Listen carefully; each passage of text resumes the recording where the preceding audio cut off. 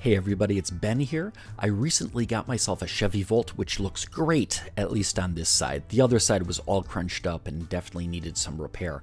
So what I did is I pulled the doors and the driver's seat off of a matching 2012 parts car. So today what I'm going to do is install that seat and those doors in my new car. So I'm going to start with the seat just because I figure that's easier to do without the doors in the way. I have to plug in the cable for the airbag and the various sensors, and then just put in the 2 bolts in the back. Okay, so I just popped in the seat and plugged it in. It's not even bolted yet, but I turned on the car just to check, see it would work. So the heated seat's working right now, right? Yes. So here's my junior assistant describing the heated seat. It's very warm. Okay, what about the steering wheel? The steering wheel is really nice on my hands. Yeah? Do you My think hands are cold, so. think your mother will like it too? Yeah. Okay, very cool. Thank you. Now to reinstall the seat to the original seat belt, this part goes in, hooks, comes up so that that hole lines up. And then you have to pop the cover in, and then that screw through the cover.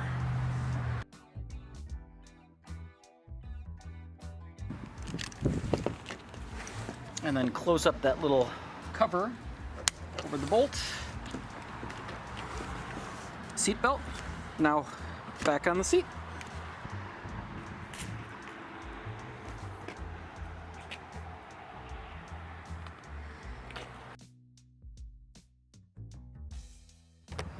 And the new doors and the old body are not the same color. I have no idea why, as a manufacturer, you would make 2 colors so close to each other, yet not the same color. Makes 0 sense. But even though it's not the same color, it looks less bad than I thought it would. Here I'm just installing the bolts, making a few adjustments to the door to see how it fits. So the rear door is still going to need just a little bit more work. It's not bad. I mean, it's sealing up pretty good around in here. It's a little tight. Obviously, this dent here is an issue. It'll need a little more tweaking, but here, watch. See, it kind of... pretty good, not perfect. See what we can do about that.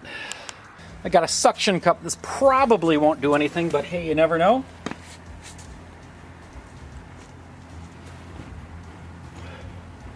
Hey, a little bit of it came out.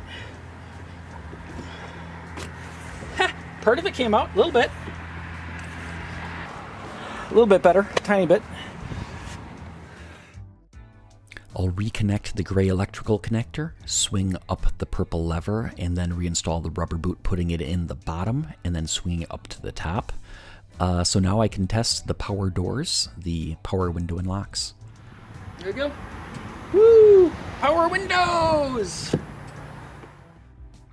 So here comes the driver door. The very first thing I did was just put down a box with a pillow on top of it to support the weight of the door. The door is really heavy. Yeah, it's got the power window motor and everything in there. It's also very awkward. If you have somebody else to give you a hand, that would be a great way to go. I didn't have anybody else handy to help me with this, so I did put a suction cup on here with a handle, just as a way to make it a little easier to handle, as it is very big and awkward. What I did was I supported it in the open position so that I could get at the hinges and start putting those 4 bolts through there. On the back door, you can install the bolts with the door in the closed position, but the only way to get at the bolts in the front here is with the door open. Once I got the bolts in, then I also plugged the electrical connection back in.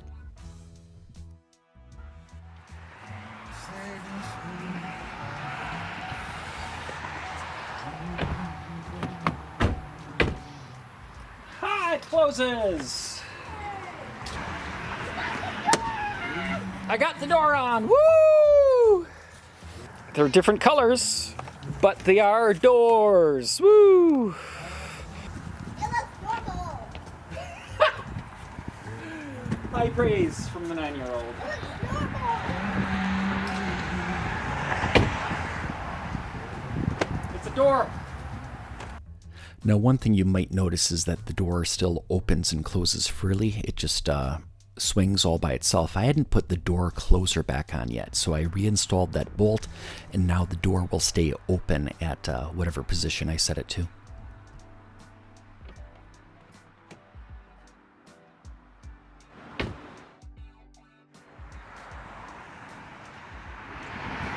Power windows work, power door locks work, power mirrors work. I did notice feels like the mechanism on the door lock right here is a little sticky, but other than that, I think we're good to go.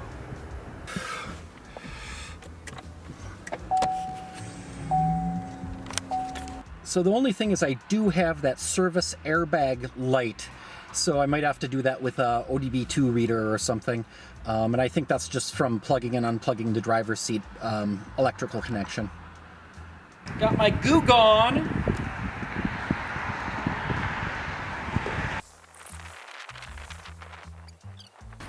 Note to self, the citrus Goo Gone does not cut through that wax crayon stuff. I'll get the petroleum distillate one. This is the other one. This is the petroleum-based solvent.